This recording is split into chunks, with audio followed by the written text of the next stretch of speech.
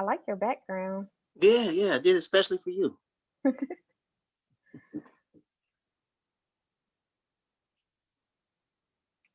All right, so we are live. Hello, everyone, and welcome to Action Greensboro's online programming, The More You Know GSO. This is our outlet to celebrate Greensboro, but also teach the community about things some may not know about the city.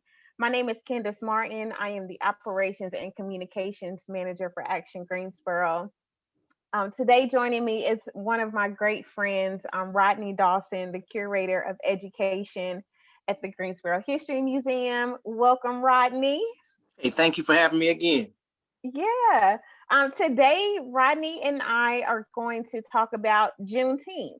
Rodney is going to give us some history of Juneteenth, as well as some activities and ways the community can celebrate um, Juneteenth. So Rodney, let's go ahead and just jump into it. Just probably a year ago or a little over a year ago, we were kicking off our online programming, and we spoke about the Pieces of Now exhibit at the Greensboro History Museum. I know the museum just had an event to remember that 1 year and kind of just to reflect on racial justice. So let's kind of talk about that before we get into the deaths of Juneteenth. So how did that go? It went well. As you said, we started the exhibit. It went up in September of last year, and the original plan was to bring it down in July because we have a forthcoming exhibit called North Carolina Democracy that we put on hold in response to the demonstrations from last summer and put up the Pieces of Now instead. But we're still obligated to get that one up. But our directors decided to leave Pieces of Now up until November is where Okay. it stands right now. And I should mention that it will live on our website forever. If you go on greensborohistory.org, first thing you'll see is Pieces of Now, and it's a 3D capturing virtual tour. We just, I guess you could call it a deal with Guilford County Schools, with the Enrichment Fund for Guilford County Schools, where we provide virtual tours for their middle schools. And so any middle school teachers or principals out there, just give us a call. It's already been set up. We just need to set up dates for us to conduct the tours for them beginning next year. But yeah, so we wanted to kind of reflect on what's happened in over a year's time, especially after the verdict with Derek Chauvin.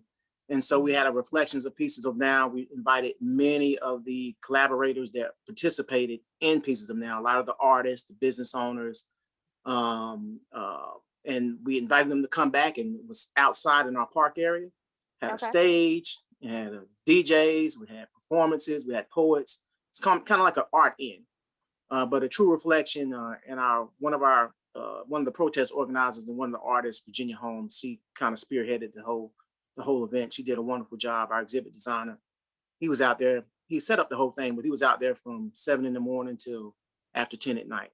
Wow. And so it was successful. We learned some things we can do better. But the good news is it's going to be an annual event, Okay. so you can look forward again next year.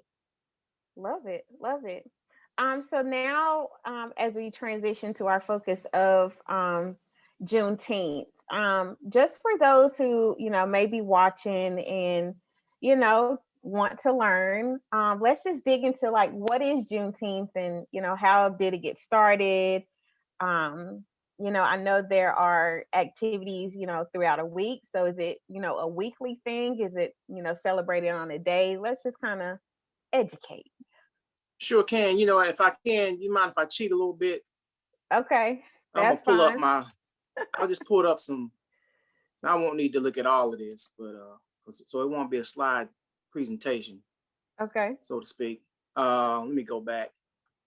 But yeah, I pulled this up thinking I would present it, and then I said, I'm just going to use it like I would use notes. Mm-hmm. So we're looking at the history of Juneteenth, and I just called this like seeking freedom. But Juneteenth, and honestly, I didn't know a great deal about it until a couple years ago. And I think that's the case for a lot of folks, because Juneteenth, the holiday kind of rests. It was birthed in the state of Texas.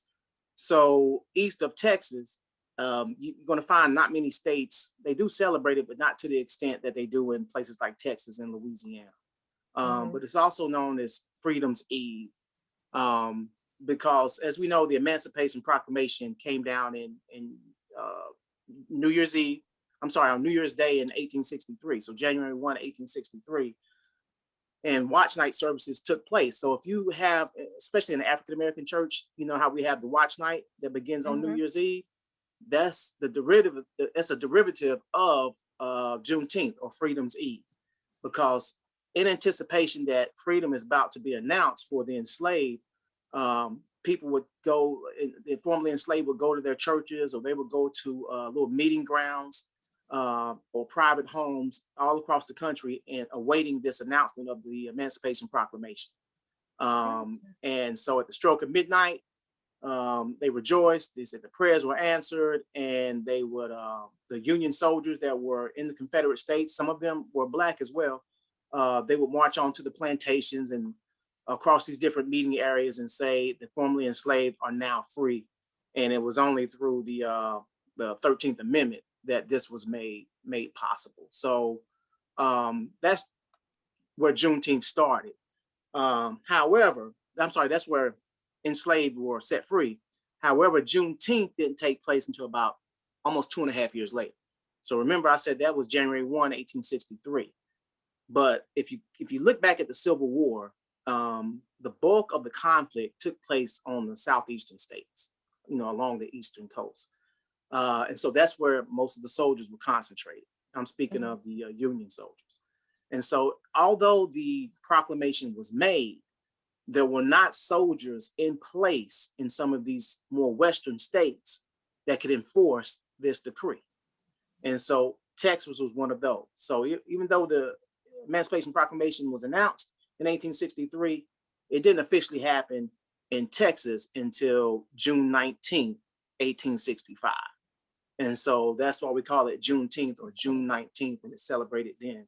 And that was when General Granger, he and his troops arrived in Galveston Bay in Texas, and were able to say, hey, the formerly enslaved are now free. We're going to set you free and enforce this action. And so there's some reasons as to why it took so long, which you probably going to ask me about later. Okay. So as we think about Juneteenth, being a time of, celebration of the culture and achievements of, African Americans, like, I guess, what does that look like? What does some of those celebrations, look like to honor Juneteenth? Well, you ask, and I'm looking at the time, because I'm always quick to go over, but I want to point something else. Before we go to, if you don't mind, before we go to the celebratory aspect of it, okay, I think it'd be prudent to understand why the celebration takes the form that it does today. Okay. And let me see. Let me go. This thing wants to act right. Okay, do I want to go here? The history of Juneteenth, I told you about that. So, like I said, it was 1865 when Major General Gordon Granger landed in Galveston to enforce it. Before that, there were reasons that the plantation owners were made aware that this order had came down, but they didn't enforce it. And if you can see this screen, you can see this one, Candace? I hope our viewers can see it. Yeah, I can see it. Okay. This is the reason why it was not enforced in some areas, particularly Texas. If you can look right here, I can't enlarge it, but it says the enslaved net worth, or the assessment of the worth of the slaves in Texas was 106, almost $107 million. All right, so imagine that. And that's 20% greater than the value of the farmlands that they were on.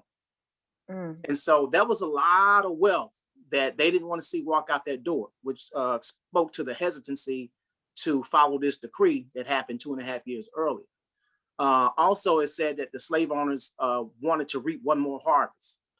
There's been stories also that the messenger that was sent to go out west to these places in Louisiana and Texas and say, hey, it's executive order, the formerly enslaved are now free, that he was shot and killed en route. And some people said they made a compromise that if you allow us to get one more harvest in, then we'll make compensations in this way. So folks in Texas knew it just wasn't enforced. And it wasn't until those soldiers came in and landed in Galveston that they decided to enforce that. And I wanted to point that out. It was a monetary reason. And then also economically, folks all over the country, but particularly in Texas, did not want to give up that revenue.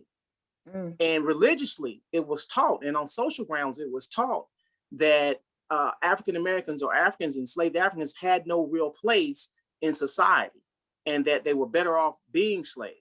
That's in some of the writings that were done. Like, we took you from a unsophisticated place, and for you now to be a slave is a better life than you would have had in Africa. So these type of arguments were used to justify that, and which spoke to the delay. But it also speaks to the challenges that these folks faced. I'm talking about the formerly enslaved.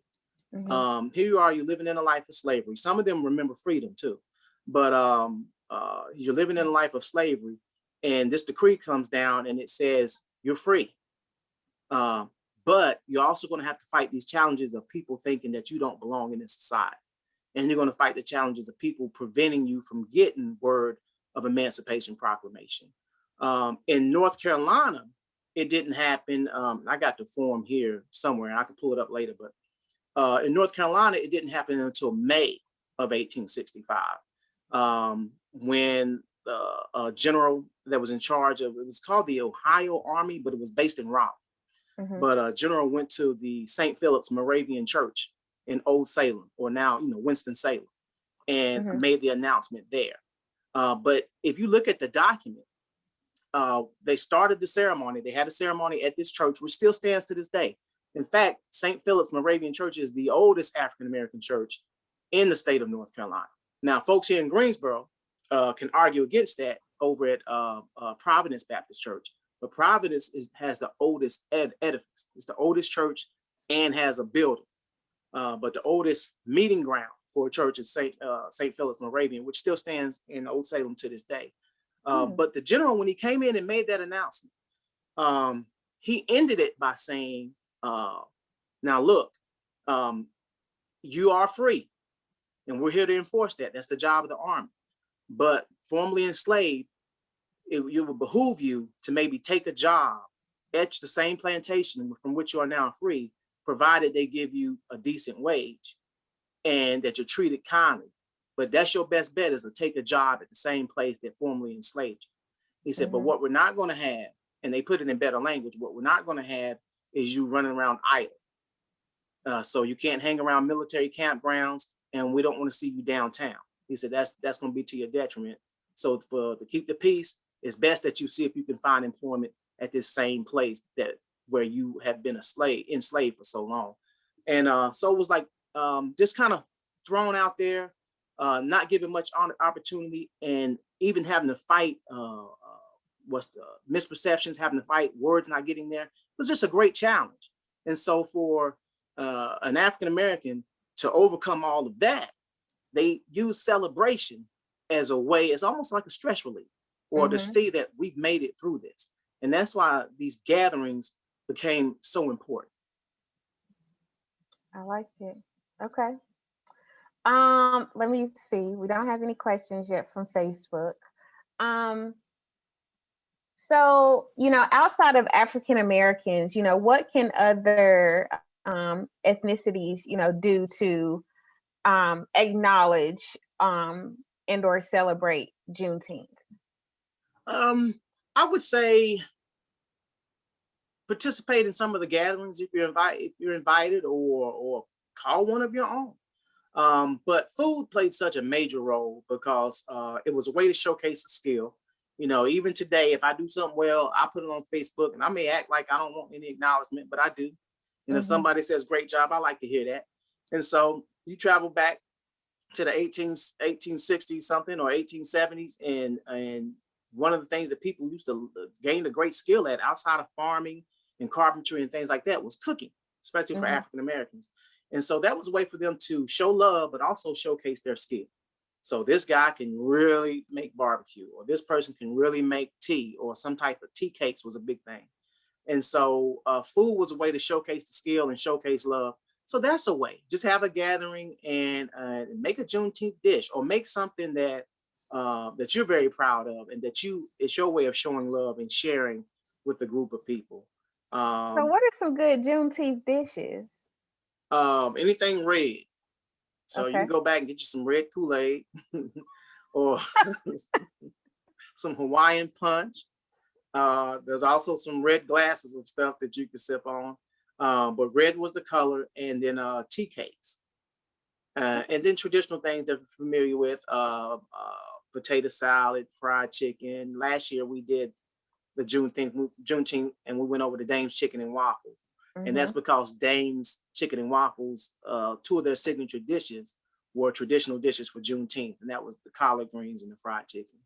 Gotcha. Just making those red tea cakes, that red drink, and then the collard greens and fried chicken.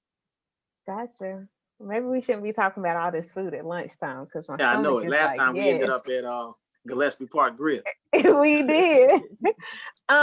Okay, so I know the History Museum has a lot of activities planned for Juneteenth. So let's kind of talk about some of those activities. I will indeed, and hopefully I might be able to play a clip for one. Okay. But last year we did the segment with Dame's Chicken and Waffles. We did Juneteenth Bingo. That was successful. We wish it were attended by a few more folks. So we're gonna try to promote it a little better this year. Yes, if anybody's watching, definitely play the bingo because I had a great time and I'm learned glad a to hear lot. that. Yeah, Yeah. and we got prizes, some more prizes this year. Okay. So we have Juneteenth. We did that last year, and we did an opening video. So this year we're going to do Juneteenth Bingo. And Catherine, who works with us in the education department, she's souped it up. She's really proud of what she's doing. So I'm excited to see what she's put together for this year's Juneteenth Bingo. We have a couple of, I guess you can call them documentaries or videos. We have one called Juneteenth and Divine Nine. And so we interviewed most of them in person, but there's a few we did via Zoom. Many representatives from the D9 or Divine Nine organizations represented here in the Triad. And we talked to them about certain traditions like singing the hymn. And I was amazed to see how that affected so many. Stepping, Mhm. social justice, and there's one more I'm forgetting. But we gave them a myriad of topics. I got over 4 hours worth of footage that I'm still Wow. editing down now. So we're going to make a part two as well. But I'm taking 4 hours and narrowing down into 30 minutes. And I'm going to do two 30-minute sessions. We got one program called God with Us, the history of the African American church in the Triad. And we talked to about 8 to 10 church leaders throughout the Triad area cities, and talking about the impact of the African American church here in our area. We got the Green Book. You familiar with the Green Book? Mm-hmm. So we have the Green Book sites. So those, of course, for those that don't know, during segregation, African Americans had to find places that were friendly, that allowed them to stay. So there was almost like a phone book, but it was called a Green Book. And it was all locations where you could eat and stop and sightsee and have lodging that would that permitted African Americans. And so we're doing a Green Book bike tour that Glenn has put together, Glenn Perkins. And so just a different set of wheels. So instead of being in Yeah. a car, you're going to be on a bike, and it's a short trip. I'm Mm-hmm. going to take it myself. I'm going to help lead it. And it's about 2 to 3 miles. And we're going to stop at a few sites and going to end up at the Magnolia House, which was a Green Book site. Mm-hmm. But at the Magnolia House, and they're serving bag lunches or box lunches. Mm-hmm. So you can Yeah, I register think now. yeah, they'll be open, I think, for tours as well, and they're having some other Juneteenth programming too. Okay, absolutely. And Mm-hmm. so you can go on our website and sign up for that. The city will be putting out a schedule for all of these other events. Oh, and we're also doing a program called Redefining Success, looking at redefining success for African Americans. We're taught go to college, get the white picket fence, 2.5 kids and a dog. But we found that people are successful without taking that route. I'm not saying don't go to Mm-hmm. college, but there's plenty of successful folks that have chosen different paths. And so we're going to talk to a few young people about that. And then we did our first BET. If you've seen the BET Awards, which is coming up, and you've seen the rap cipher, well, Mm-hmm. we got some local rap artists, and we went inside of Pieces of Now, and we filmed a BET rap cipher. Okay. So that's going to play throughout the day. So my hope is that we broke them up into like 2-minute segments that before each museum program is going to be preceded by a rap cipher segment. And then you'll be able to get it in its totality on our website. Gotcha. Okay, so is registration required for any of these No, activities?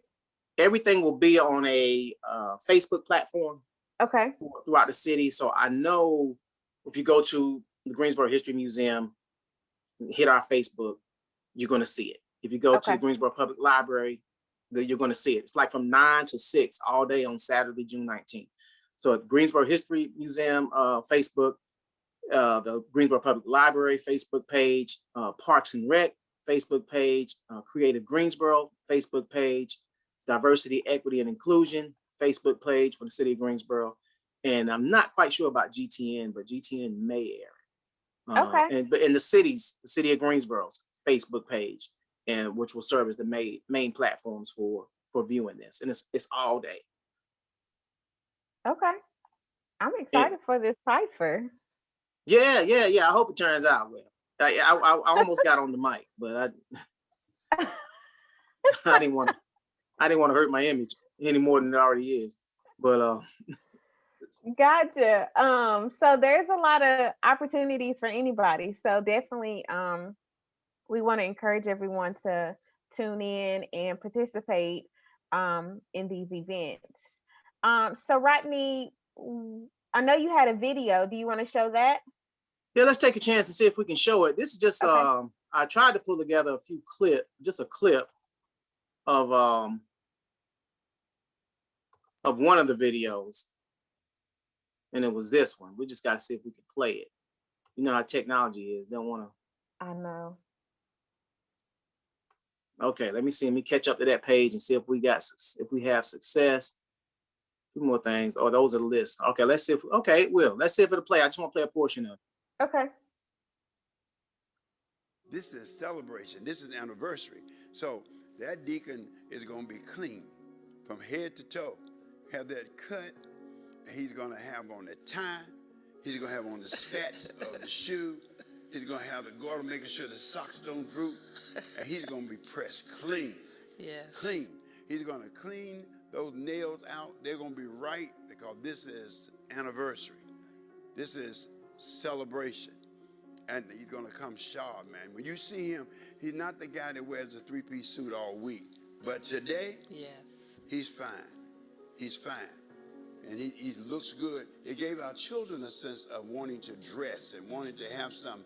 Our little kids got to dress up, and they'd have outfits, and their little choirs would have their little robing on, and all the children doing their little speeches and feeling like this is ours. We're doing something. Yeah. So that's what all that was about. Yeah, that's what it was about.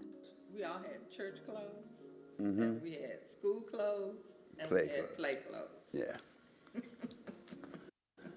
As you can probably see, we are back in Greensboro. Okay, so that's a small clip of Emmanuel. I should have set it up. Emmanuel means God with us, but the title is God with Us, the history of the African American church in the Triad. And that was when we stopped at Powerhouse of Deliverance Garden Cathedral with Bishop Dolores Dern and then head pastor, lead pastor, or senior pastor, Bishop Washington. And I should have set it up by saying, we talked to him about a couple things, but right before that, we were asking him about dress. Why has dress been so important in the African American church? And he was explaining how, his take on you could be what he called a common laborer, or a job that doesn't require you to dress up. But on Sunday, that was your day. And you're going to come with your manicured nails and your haircut and a little cologne on and something to look excited. And it was something you could pass on to your kids will grow up seeing that. And so we talked about that and how we praised the ties to Juneteenth and talked to a bunch of them. And one of my favorites was Bishop Sir Walter Mack out of Winston-Salem at Union Baptist in Winston-Salem. His first name is Sir Walter, last name Mack. But he's so knowledgeable. It's just all of them were great. And we got a little singing in there. So just check it out. Well, can't wait to see it. Yeah. I will backtrack. I saw one of your slides where it had like the colors of Juneteenth. Um, Right. Yeah. so let's touch on that. Will do. Let me get back. Um, okay, yeah, that's what I want. Um, I don't have my mouse, Candace, so it's playing with me. It's Okay, the fine. colors. Yeah, and I wanted to touch on something else, depending on if we have time. But That's this kind of confused me. I saw two different flags, and there may be more than two flags representing Juneteenth. But I saw this red, white, and blue one, and then of course I've seen the red, black, and green. And so they kind of morphed, or a lot of people used the red, black, and green one to represent Juneteenth. But the official Juneteenth flag wasn't made until 1997 by a gentleman named Ben Hayth, and it was later kind of retouched by another lady. But if you look at the flag and you can see it, you see the colors red, white, and blue.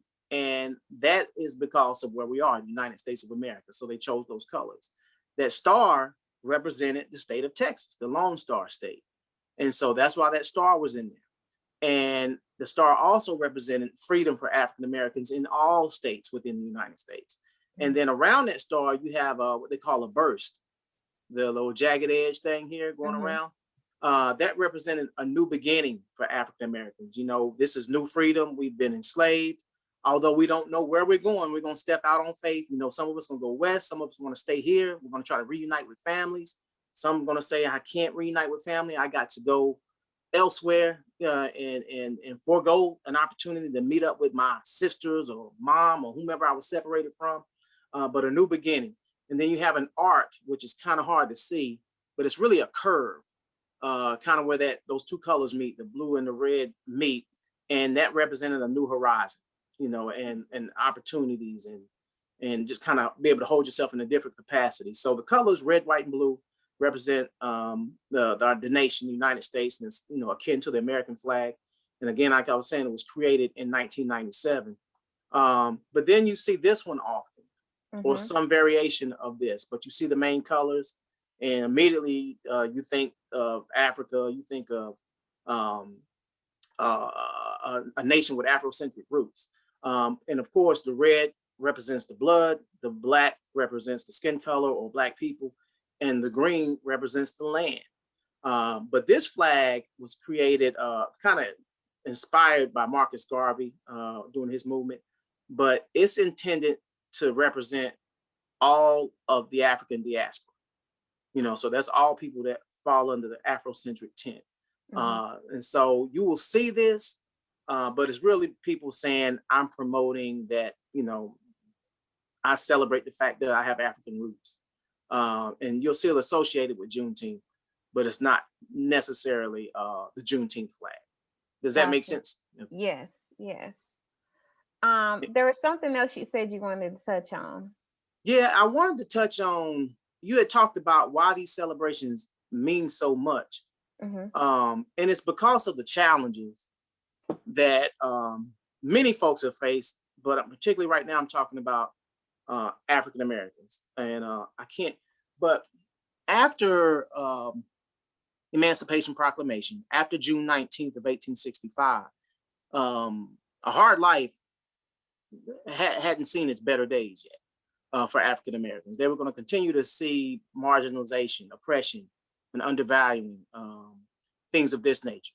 So immediately after Emancipation Proclamation, there was a return to control this labor force. And so Black codes were instituted in many states, particularly in the South. And I wish I could pull my notes up, but Black codes were official policies or policies that were put in place to monitor Black movement, to restrict certain freedoms. For instance, a Black code in South Carolina, you had to have employment, and you had to show that you had employment every year. And if you could not show that you didn't have employment, you could be subject to jail, you know, and taken from your family and put into a jail. Certain deficits that had to be made. You had to give right away when you were walking. If someone white was approaching, you had to give right away to them. what other codes that they had? You had to pay a certain fee in order to be self-employed, and that fee could be anywhere from $10 to $100. But it was designed to keep you confined into a sharecropping lifestyle as opposed to branching out on your own. After the Black codes, we had Jim Crow, which was about separation. That's what enforced segregation. We had things like redlining, where it restricted where African Americans could live. And so for those that don't know, you had a map, and the banks would use these maps, and you had an area that was marked red and an area that was marked green. Green would be the more prosperous area. Red would be the more lower socioeconomic spaces. And if you were looking for a house, realtors and banks would not loan it to an African American in many cases in a green area. They would loan money or make homes available for you in the red area, and it caused segregation. It reinforced segregation. But it was a practice that was put in place all across the country. But Blacks faced redlining. They faced just segregation. They faced urban renewal, which took place in Greensboro. It took place in High Point. I pulled up an article. If anyone wants me to send them this PowerPoint, I put links so you could see it. And there's one link to a newspaper clipping in High Point where urban renewal took place. But urban renewal was when we found out we were running out of space for houses. They used eminent domain, and they destroyed or took out areas of commerce, mostly in Black areas. And if they had a house there, they knocked it down and told them they would have to move. And they made housing, but the housing went to the white residents. And so this urban renewal, just I could say, just it decimated a lot of Black commerce areas. There's a Washington Street in High Point, and then there's a the East Market Street area, or East Market corridor, where a lot of people that we've talked about on this show, Kenneth Lee had his office there. Dr. George Simpkins had his office there. There were food establishments there.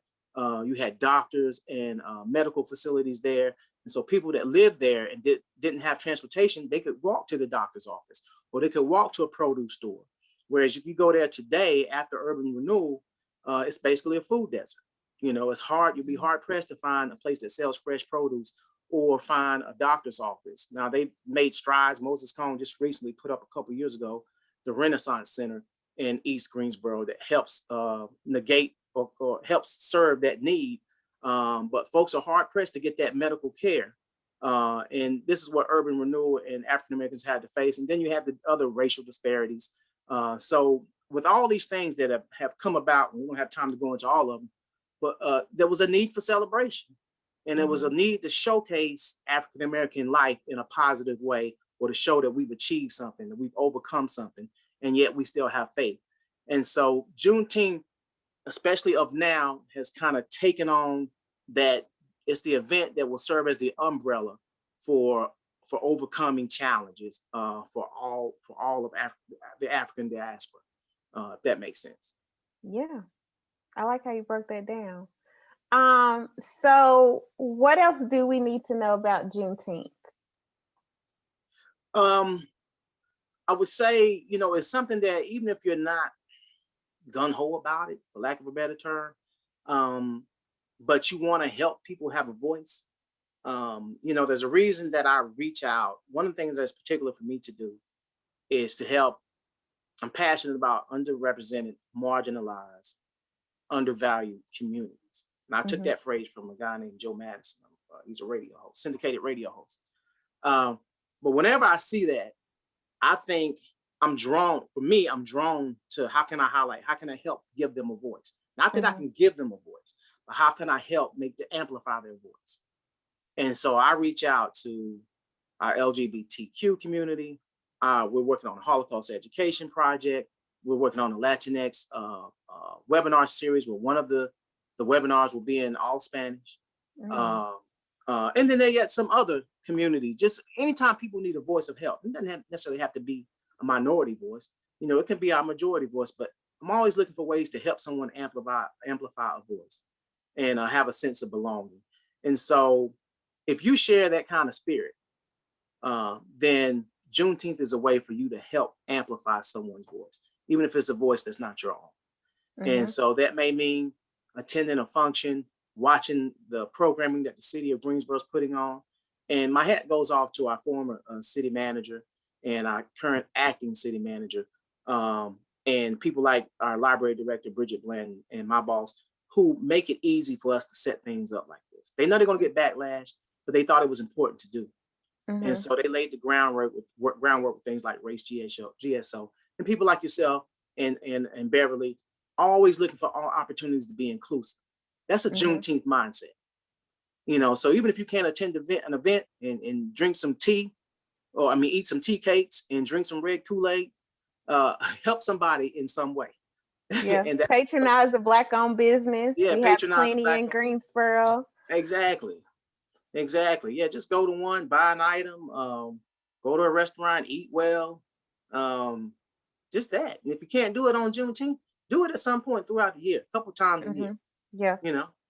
And that's it. It's just really about helping, giving folks voice. I know a lot of businesses, especially I know the Greensboro Chamber, the city, they have recognized Juneteenth to allow employees to, be off to attend celebrations or, do some type of acknowledgement of the holiday. They did indeed, made it an official holiday last year. So although Juneteenth falls on a Saturday, the Saturday, June 19th, city employees are off on that Friday. Yep. But Saturday, you can wake up, pop your computer open, and from 9 a.m. to, I got to look at the schedule again, but probably at 6 p.m., you're going to have some type of programming put on by people throughout this city. This organization, Scrap Metal, is an actors group. They filmed, I don't know if you call it a movie, but they did a segment which they filmed, and they had actors out at the museum. And from what I saw, it looked great. But I think theirs is later in the day, but it's a lot of talent out there, and they're expressing themselves and giving a voice. It's going to be a joy to see, and I'm glad that the city has expanded their role, and each year they plan on making this a staple, something that we can look forward to. Oh yeah. And so I know outside of the History Museum and the city events, we spoke on the Magnolia House having tours, and I can't remember all of their programming, but it's probably definitely on their website. But there's also a Juneteenth GSO page on Facebook. And so I know that they have events planned out, I believe, throughout all of next week. So you can definitely check that out and participate as well. Rodney, can you think of anything else? I can't now. I probably will once we get off this call. But but yeah, just check out the city's website, see what they're doing. So I think Barber Park is a site for something, or Bryant Park, which one of them. There's just things going on all over. We have those videos you can watch. And I think if you Google it, you're going to find quite a few places nearby that will have some type of celebratory Juneteenth event. Yes. All right. Well, Rodney, that's it. That's all the questions I had, unless you have any last minute things. Or did we miss anything from your PowerPoint? I don't think we did. I touched on the codes. We saw the, I did find an old clip. Let me see this. Okay. You don't ask a person that talks a lot too many questions. You get yourself in trouble. One of these days, I'm going to get, let's see. That's a speech that I found. I'm not going to play it, but that's a speech that I found that Martin Luther King Jr. Spoke at the New York State Civil War Centennial. I think it was in 1962. But these are the notes. This is one page. I didn't get all the page, but this is one of the pages from the notes that he drafted, when he was drafting the speech. And I paid particular attention. Now, this is 1962, September 12th, 62. And I drew particular interest to this line. It says, "Mankind through the ages has been in a ceaseless struggle to give dignity and meaning to human life. It is at that quest which distinguishes man from the lower animals." Okay. But a struggle, ceaseless struggle to give dignity and meaning to human life. Wow. And I think when I read that, and I was, researching in the Black codes and Jim Crow, and just all the things that, we've dealt with, that stood out, and he wrote that in 62, just having dignity for human life. And I think that's all Juneteenth is about. That's true freedom. When everyone has dignity and respect for human life, I recognize your humanity. And I will have tolerance, for certain things. I will be open. I'll do my best to do good because I recognize your humanity. That's what Juneteenth kind of sums up. Gotcha. I love it. So before we go, for those who may have not seen the Pieces of Now exhibit or been to the History Museum in a while, what are like hours and things like that if someone wants to come? So we're still Tuesday through Saturday, 10 Okay. to 5, 10 Okay. a.m. to 5 p.m. And then on Sunday, we're 2 p.m. to 5 p.m. Okay. And so you can come and check it out. If you can't make it, please do. But if you can't, it's great to see it in person. Go on our website. We do tours too, so contact us. Doing a tour tomorrow for a local chapter of a Divine Nine organization. I've done several before, and we've toured with First Presbyterian and other folks. So just give us a call. We can set up a tour for you as well. Virtual tour, in-person tour too. But if you want to do one virtually, we love to do those. Cool. Well, Rodney, thank you as always. I just feel like I always learn just so much just talking to you. So we appreciate you sharing knowledge and giving us ways where we can celebrate Juneteenth coming up next week. Absolutely. Another way you can celebrate, you asked what people could do, buy me lunch. All right. I got you. Not you. I'm just saying all the masses, all the people listening. Well, look, if you're struggling to find something, lunch. yeah, buy us lunch. That's a great way to show your Juneteenth spirit. Dignity.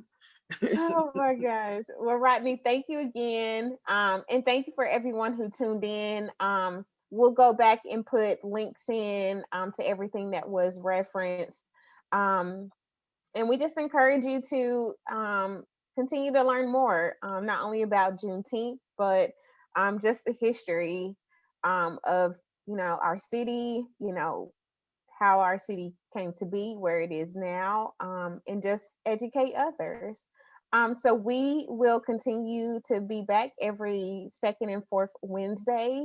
On I'm gonna mess up the date, but the fourth Wednesday of this month, we'll be talking with James Gardner of PDY&F Community Garden. So this is a new garden that has come about, and we're going to learn about it, how it came about, and how we can get involved. So tune in, and we encourage you to share this video to someone who may not know about Juneteenth. And we'll just make it a great day in So GSO. Go. Thank you. Thank you, Candace. Thanks, Rodney.